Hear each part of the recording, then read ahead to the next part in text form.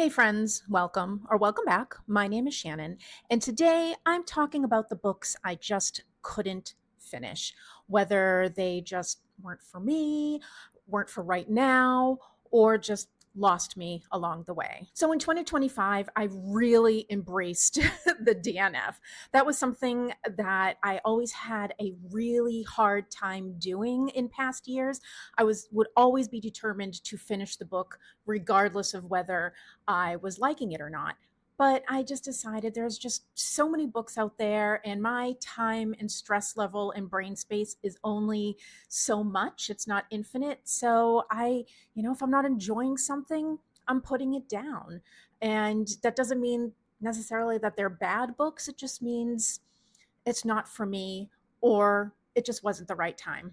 So let's dive into the six titles that I put down in 2025 and why.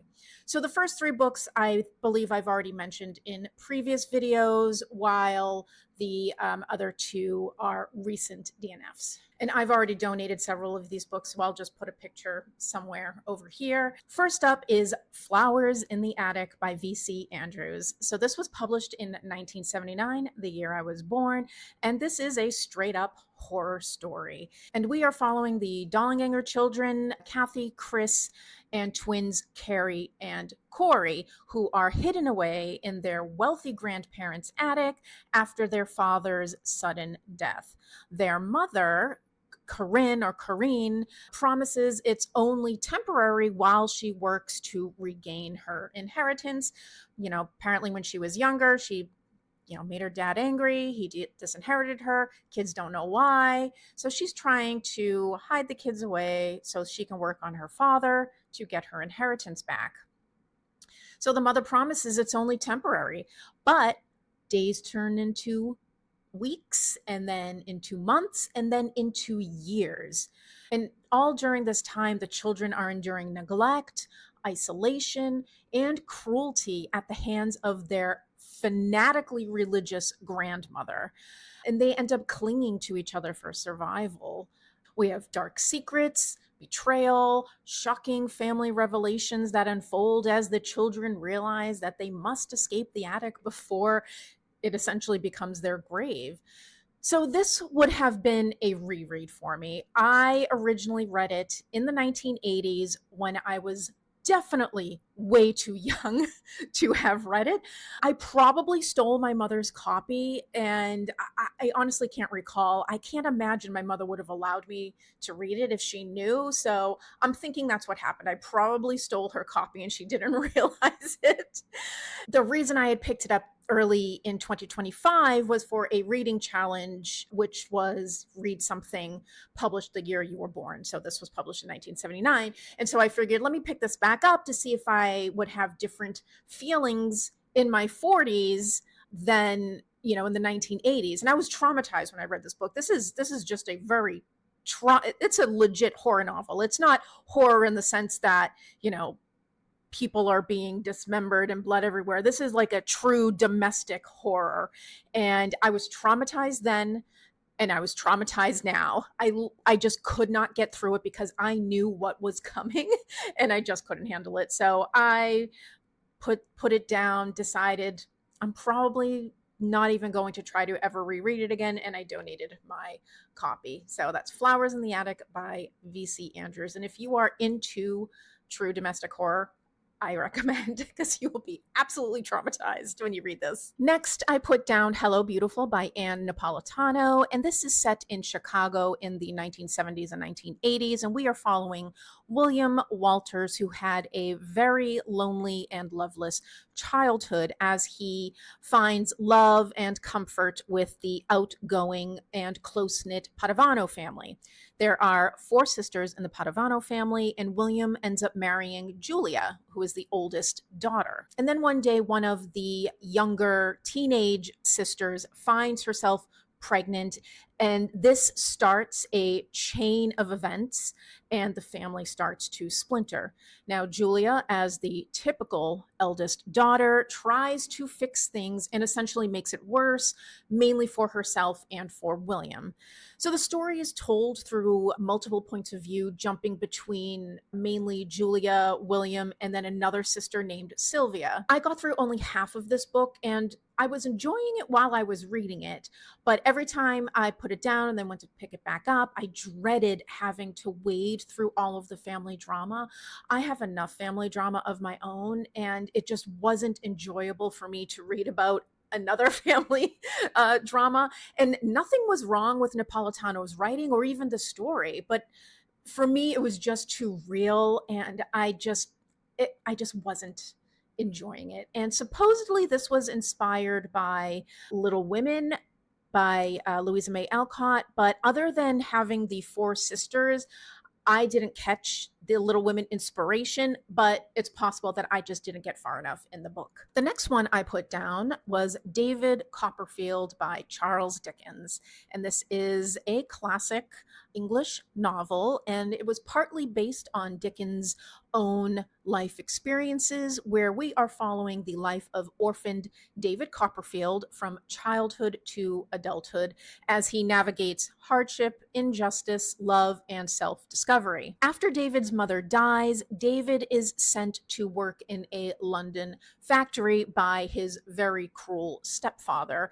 And over the years, he encounters a vivid cast of characters, both kind and corrupt, including the loyal Peggotty family, the ever optimistic Mr. Micawber, the duplicitous Uriah Heep, and the tragic Dora Spenlow. And through perseverance and the support of good friends, David rises from adversity to build a career as a writer and find mature, lasting love. So this story is both a Bildungsroman and a sweeping portrait of Victorian society. I managed to get through 300 pages. I enjoyed it while I was reading it, but it is just so darn long. And Dickens is a wordy bro, and fair enough, he was getting paid by the word because this was serialized before it was turned into a novel. So yeah, he was getting paid by the word. He needed to stretch things out. And so whenever I put this book down, I had a hard time picking it up because it just took so long to get through the story. Now, I'm not entirely giving up on this book. So I'm thinking I may try to find an audiobook of it in the future. I heard, I think from one of you, that there is an audiobook out there with Richard Armitage narrating, and I'm all about that. So I need to locate that, and maybe then I can get through the story. So I put this one down, but I am not giving up on it. I will try again in the future. So next is 5 Red Herrings by Dorothy L. Sayers. So in 2025, I decided to read all of the Lord Peter Wimsey books by Dorothy L. Sayers, and I finished all of them except this one. So this is number 6 in the series, but you don't actually have to read them in order, but I just felt like doing that. And so 5 Red Herrings is set in a Scottish art community where volatile painter Sandy Campbell is found dead at the foot of a cliff, apparently due to a fall while painting. Lord Peter Wimsey realizes it's murder disguised as an accident, and 6 fellow artists all have motives and opportunities, but only one is the killer, obviously. And through meticulous, and I do mean meticulous, reconstruction of train timetables, bicycle routes, painting techniques, and alibis, Wimsey sorts through a maze of misleading clues, the red herrings, to identify the culprit. This was just tedious.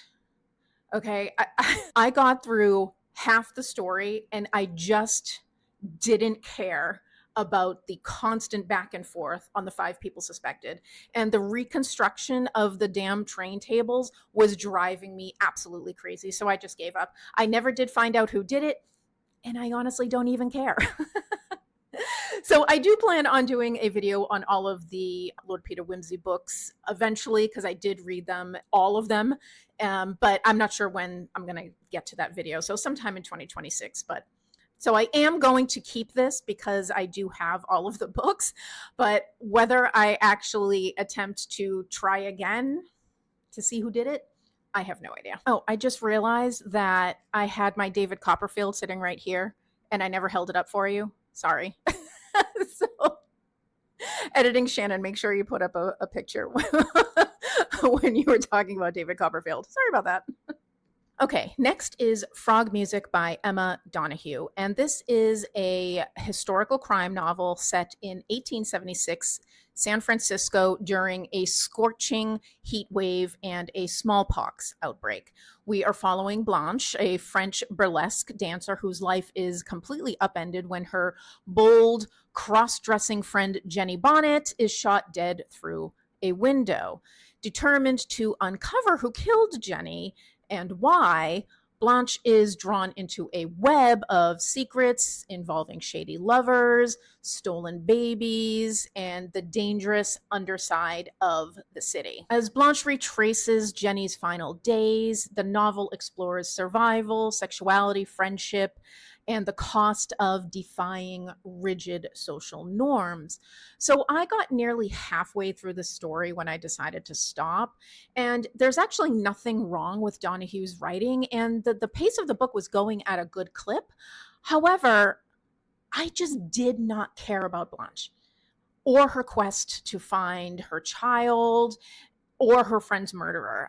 I just didn't care. I'm not sure what I was expecting, but when I got to the point in the story where Blanche discovers that her ex lover and child are gone and the house is emptied and sold, I realized that I did not care about anything or anybody in this story.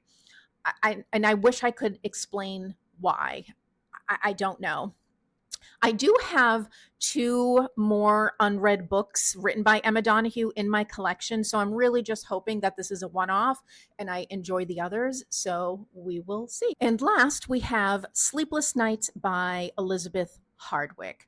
And this was published in 1979, and I picked this up for that same reading challenge that I had told you about regarding Flowers in the Attic. This is another book that was published the year I was born. So because I didn't finish Flowers in the Attic, I picked this one up, which I didn't end up finishing either.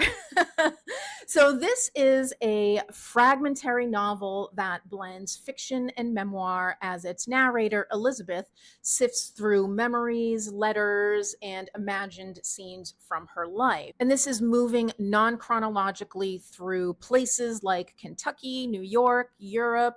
She's recalling friends and lovers and literary figures and moments of loneliness. So instead of a traditional plot, this book is a mosaic of impressions, meditations on art and womanhood and aging, and an exploration on how life is assembled from scattered moments.